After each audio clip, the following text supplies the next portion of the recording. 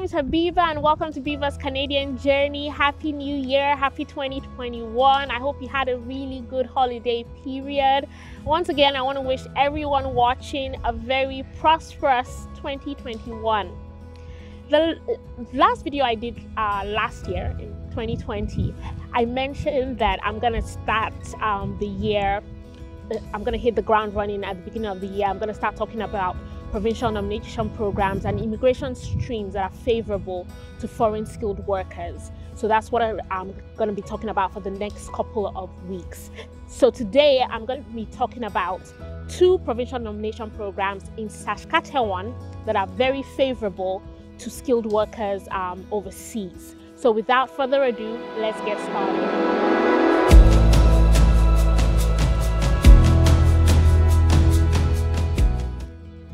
So before I go further, I mentioned this last year. I'm going to mention this really quickly. If you are one of those people that have made up your mind that you want to come to Canada in 2021, you want to come as a skilled worker, you've made 2021 your project. I was talking to a lady earlier this year and she told me her project, her goal for 2021 is to come to Canada as a skilled worker. If you are one of this such people, then you should have started working on these four things I'm about to mention right now, because this is extremely important. I've mentioned this before, but I'm just going to mention it again. Number one, you should have taken your English proficiency or your language proficiency exams, or you should be, en route to taking it. This is very important. Coming to Canada as a skilled worker, your language proficiency exams are compulsory. Don't let anybody tell you different. So number one, language proficiency exam should be on your radar right now. Secondly, you should have or started your credential evaluations. When coming to Canada as a skilled worker, it's not just saying, oh, I have my master's or my PhD. For IRCC, you need to have your credentials evaluated. So you should be working towards that. I usually tell people to start this as soon as possible, because this can take quite a while. And the good thing right now is that IRCC have changed a few things. So when you're getting your credentials evaluated, unlike before where you had to get all the credentials evaluated, now you're only required to get your highest credential evaluated. So it's easier, cheaper, maybe even faster. Number three, you should know your NOC by now, your NOC code. If you're waking up from sleep and you're asked what your NOC code is, you should know this. If you're new to this, I've talked about NOC in the past. Please, you can go back and watch my video. I called it NOC 101. It will help you. And number four, and very important, please, you need to create. If you have all this 1, 2, 3, then you should create an express entry profile. The express entry profile is not for you. It's not judging you based on your scores, whether your scores are 200, 300 or 400 or whatever. The reason I'm going on and on about this is because a number of provincial nomination programs and immigration streams are tied to the express entry. So it will do you well if you have a valid express entry profile open. Okay? Hopefully I don't have to talk about this again. So now Saskatchewan. Saskatchewan is a very cold province in between Manitoba and Alberta. Right now, Saskatchewan has quite a favorable immigration stream for workers overseas. Favorable in the sense that unlike the Nova Scotia, one of the Nova Scotia streams that only had about 10 or 12 NOCs in demand, Saskatchewan, one of their streams, has a wider variety of NOCs. Okay, so right now it's kind of like the hot cake of PMPs. A lot of applicants are looking at Saskatchewan. In fact, I was so excited when I think it was yesterday or day before yesterday, they had their first draw of the year, and I was screaming. I was like, yes, that means this stream is still in operation and hopefully it's going to go on for the next couple of months or even years. So today I'm going to be talking about two of those streams as it relates to foreign workers. Okay, so the first one is called the International Skilled Worker Express Entry. simply means that this stream is tied to the express entry. The second one is the International Skilled Worker Occupation in Demand. So you can apply for this. You don't have to have an express entry profile. Now, these streams are quite similar, but there's about 1 or 2 differences, and I'm going to be talking about them simultaneously. Okay, so these 2 streams are for people. You can be either overseas or you can be in Canada. And the good thing about this stream is that you don't necessarily have to have a job or have a job offer from a Canadian employer. So this is quite a favorable stream. Let's talk about the criteria for both streams, okay? Number 1, you must be a legal resident in the country you're making your application from. I'm emphasizing on this because I was reading a blog a while ago, and someone had applied for this stream, and he was not the person that applied was not a legal resident in the country he applied for. So for instance, if you're a Nigerian living in the UK and you want to apply for this stream, yes, you can apply if you meet the criteria, but you have to have legal status in the UK. Very, very important, okay? Or from wherever country you're applying from, okay? Number 2, you should have had your credentials evaluated. Number 3, and very, very important, please stay with me here. This is very important. You must have at least 1 year of skilled work experience in the past 10 years to be eligible for this. So if you're coming here as a skilled worker, as a skilled professional, you must have at least 1 year skilled work experience. If you're coming here as a skilled tradesperson, okay, so maybe you're applying as a plumber or a cabinet maker. In Canada, jobs like plumbing and cabinet makers are considered skilled work because you actually go to school for it and you get a certificate. If you're coming here as a skilled trade person, okay, you need to have at least 2 years of work experience in the past 5 years. 3C, extremely important. Maybe I should have even started with this. Okay, your NOC must be in an occupation that is not under the excluded occupation for Saskatchewan. Let me take this again. When thinking about this stream, okay, it's not as easy as saying, oh, I have skilled work experience. That's good. But your skilled work experience, so your NOC, the NOC you're claiming, must not be in the list of what Saskatchewan called excluded occupations.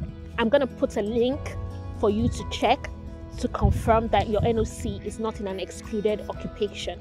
An excluded occupation simply means that a particular NOC is not in demand in Saskatchewan. That's just what it means. Okay? So I've talked about this in the past. Provinces accept people or invite people according to the demand, the skill demand, or the demand for skilled work in that province. So if your NOC is under an excluded occupation, it means they don't need you, you are not eligible, and please don't apply. Again, I'll put the link.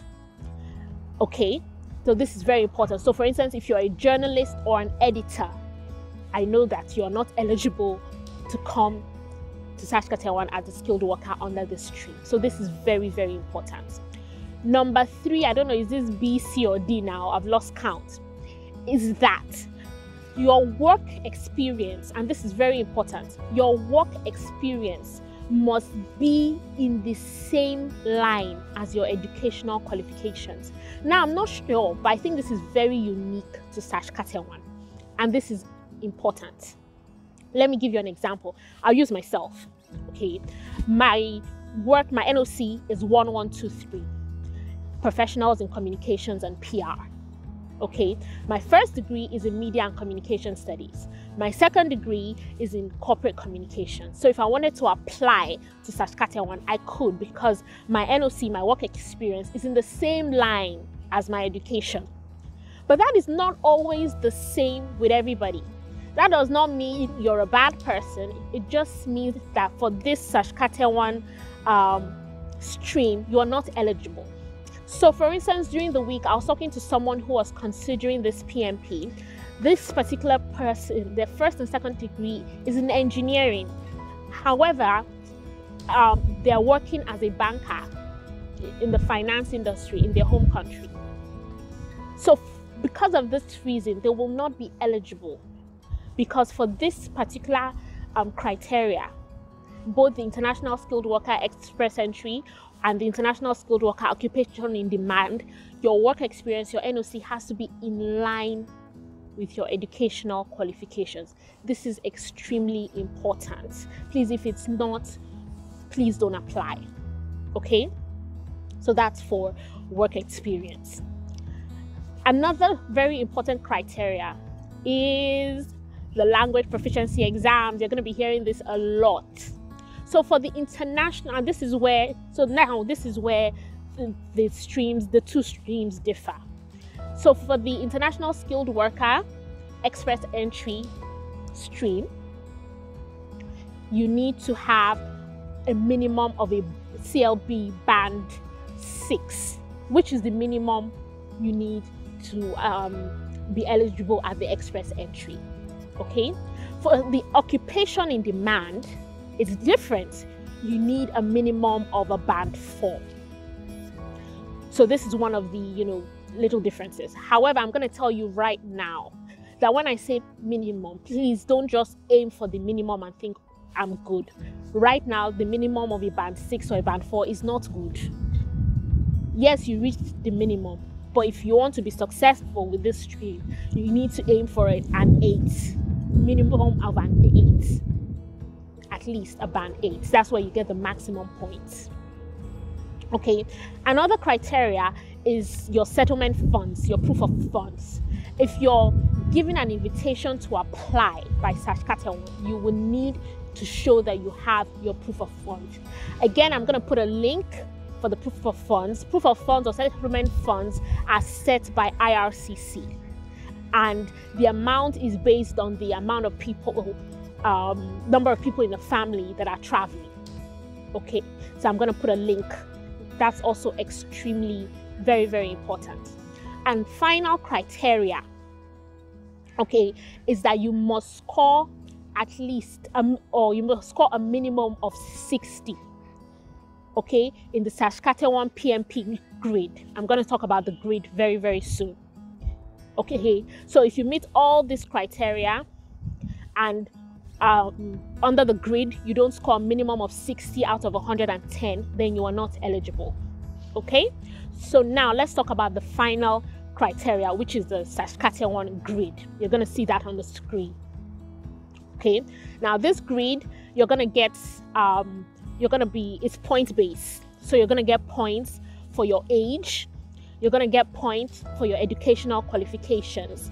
Obviously, if you have a master's or a PhD, you get maximum points. So based on your educational qualifications, you get some points. You also get points for your language proficiency exams. So for your first language, you get there's a maximum number of points you can get based on your the language band. If you also have a second language, if you're bilingual, you get extra points. This is really, really good if you're bilingual. That will really shoot your points up. Okay.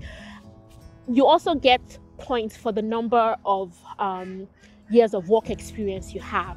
Now, again, this is very, very important. Okay. So you can look at the screen and you can look at the grid. So for work experience, if you have work experience for in the past 5 years, you get points. Now, if you have work experience dating back to 6 to 10 years, you also get extra points. Okay, so you can pause it here and calculate your points. I'm also going to put the link that will take you to the Saskatchewan PMP page, where you can also look at this grid, so you can score yourself and tell yourself the truth. Now, if you meet all the criteria, including getting 60 and above, or a minimum of 60 in this grid, then you are eligible, okay, to apply for any of these two streams. But let me be very honest with you right now. A minimum of 60 right now is not it. I think the last time Saskatchewan invited people that had points of 60 was, I think, a year and a half ago or 2 years ago. If you want to be successful with this stream, you should have at least 68 or 70 points. That's the truth. I said this before, the competition is getting, tougher. It's getting really competitive. Okay, so if you have a 60 here, yes, you're eligible, you can apply. However, I don't think you're going to get an invitation to apply anytime soon, because that 60 points is not it. So you've met the criteria. What next? The next thing to do, okay, is to create an expression of interest profile, EOI profile. Now, this expression of interest profile, please, is not an application to Saskatchewan. Okay, I'm going to put a link for the expression of interest profile as well. What an expression of interest profile is simply you are telling Saskatchewan that you meet their criteria for any of these two streams, that you're interested in applying for these two streams, okay, and you're kind of showcasing yourself to them. Okay, so you're showing them that yes, you're interested, you're showing them your educational qualifications, you're showing them you have the work experience here, and basically you're telling them that I'm interested, please send me an invitation to apply. But the way they do it is they send out invitations to apply based on your points. So people with higher points get the invitation to apply. So after you have determined that you have met the criteria, all of this, and you have the minimum of 60, the next thing to do is you create an expression of interest profile. Now, an expression of interest profile is not an application. However, this is just you telling Saskatchewan that you're interested in applying to the province, that you're interested in Saskatchewan. This is you showcasing yourself, telling them, please pick me, so they can send you an invitation to apply. Okay, now, but the way they send their invitation to apply, they send it to applicants with the highest scores. That's why I said if your score right now is just the minimum 60, and I don't think you're going to get an invitation anytime soon. You should be aiming for 68, 69, 70. Okay. Now, once you've created the expression of interest profile, you just sit and you wait. The profile is valid for 12 months, and you just sit and wait. Periodically, they send invitations to candidates with the highest points. Now, if you're one of those lucky candidates with the high points and you get an invitation to apply, you now send in your application, a full application. Well, one of the good things is that Saskatchewan will let you know the document you need to send for your application. Now, for the application, you need 350 Canadian dollars, non-refundable. So if you're in Nigeria, we're talking about close to $100,000 for this application.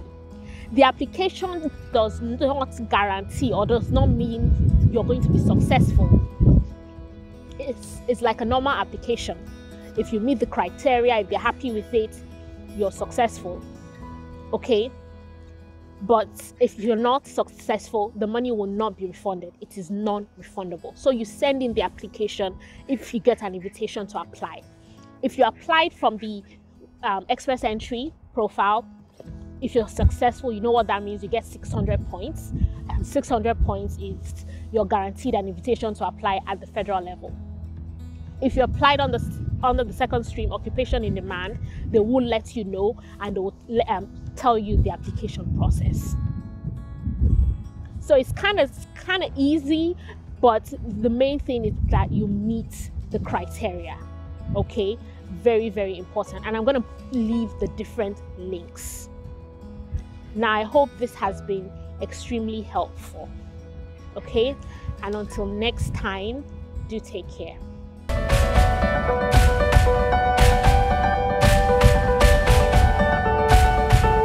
Hi, my name is Habiba.